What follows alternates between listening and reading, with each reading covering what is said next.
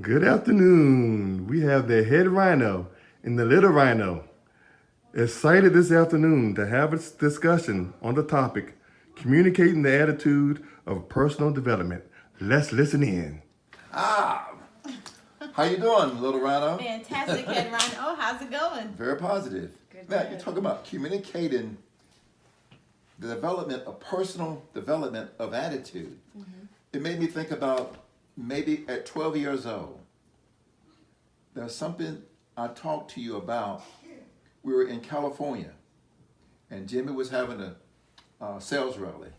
And by surprise, he said, "Artist, why don't we let the little Rhino give a talk to 200 people?" I said, "Come on." He said, "She's willing to do it. I've already talked to her." And so I pulled Megan aside and I said, "Look, talk about the 5 things that a salesperson words they should never use. Won't you communicate on that subject?" Absolutely. Well, when we're talking about the personal development of a person's attitude, one thing you think about attitude, it's how we think, how we speak, how we act. And those 5 words have a direct reflection on who we are as individuals. And when we use them on a consistent basis, it can truly dictate our actions and even the responses of those actions that we receive. And those 5 words start with words that we subconsciously use on a daily basis, but we don't even realize that we are giving a negative connotation to our thoughts. So the first word that I've always heard and that most people use without even realizing it is the word try. Normally, we use the word try. We say, I'm going to try to make it. Like if you're invited somewhere, or if you're asked to do something, I'm going to try. I'm going to do my best. But truthfully, the word try is an indication of no attempt at all.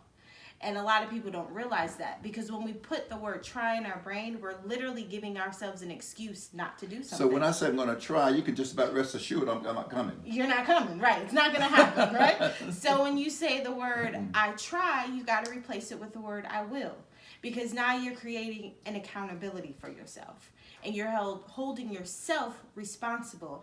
And you give the person who you're talking to space to hold you responsible. So instead of using the word I'll try, use the word I will.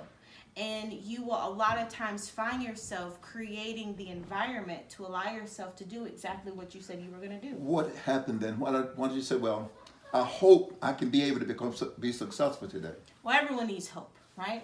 Without hope, there's nothing, right? People perish.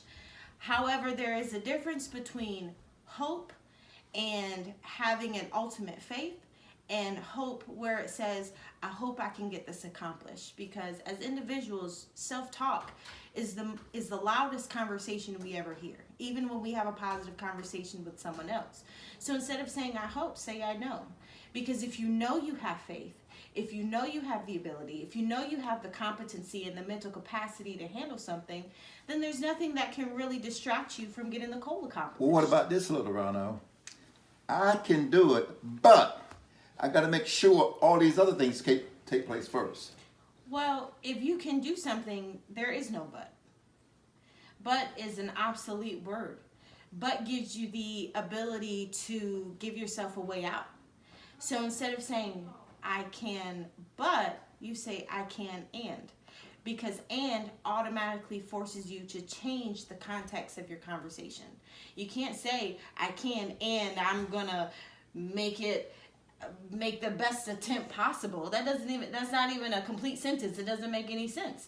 So if you say, I can, and I will, and I know I can get it accomplished, then you are positively affirming not only your thoughts, but also your feelings and your emotions and your mind. You make a definite factor that something can get done. So when I say I can't do something, what am I really saying? Well, from a young age, I've always been told, don't tell me you can't do it, tell me you won't do it. Okay. Is a major difference. So you say I can. Because when you say you can't, again, you're just giving yourself an excuse to not having the capacity or the ability. But I know of stories of people who are in wheelchairs who accomplish the most incredible things.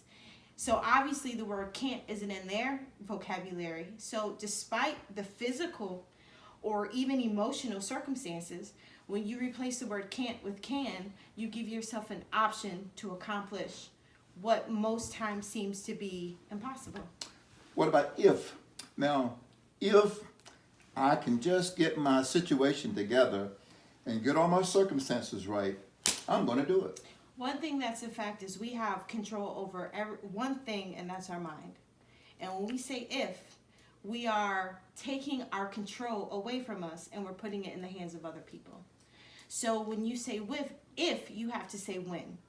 Because when you say when, it gives an affirmation. The date, the time is irrelevant. However, saying the word when gives you the chance and the opportunity to work towards that goal. So if you eliminate the word if and you replace it with when, it doesn't matter when it happens. We just know that it will. So if I'm talking to you, I said, well, I'm going to try to see you today. I can't do it the exact time. And I don't know, but if it doesn't go well, maybe I get a chance to see you later. What have I said? Nothing. Nothing? You giving me no affirmation at all, and I shouldn't count on anything that you just said. I need to make a new plan. So it's important how you talk to yourself. Absolutely.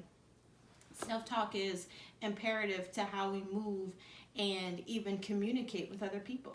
So to make sure I understand those 5 words. Number 1 is If, instead of saying if, we say when. when. Number 2, Hope, instead of saying hope, say I know. I know. Number 3, But, instead of saying but, say and. another conjunction. And our next one is Can't, instead of saying can't, say I can. I can. And the last one, I'll try, I try, say I will. I will.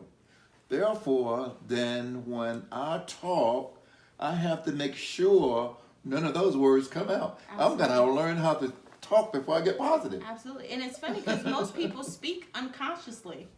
We speak on the basis of the circumstances that are around us. That forces you to speak intentionally. And when you speak intentionally, you speak with purpose.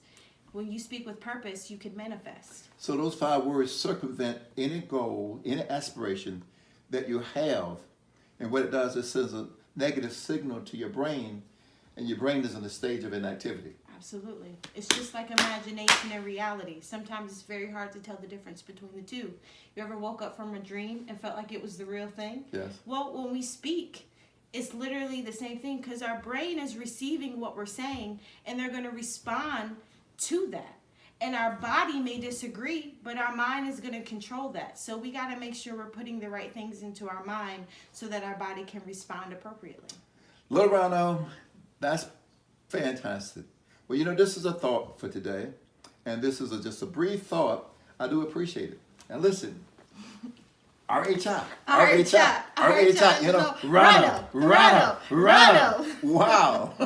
Ladies and gentlemen, that's the PowerPoint for today. And remember, your best days are yet to come. Bye. Bye.